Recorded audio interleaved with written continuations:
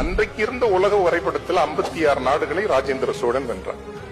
I mean, that map was a different map for 56 countries. எத்தனை ஆண்டுகள் இந்தியாவின் ஒரு 60%, உலகின் ஒரு 56 நாடுகள் எங்க இருந்து நிர்வகிக்கப்பட்டது? கங்கை கொண்ட சோழபுரம். How many years? யாராவது சொல்லுங்களேன், ரொம்ப சந்தோஷப்படும். 196 years.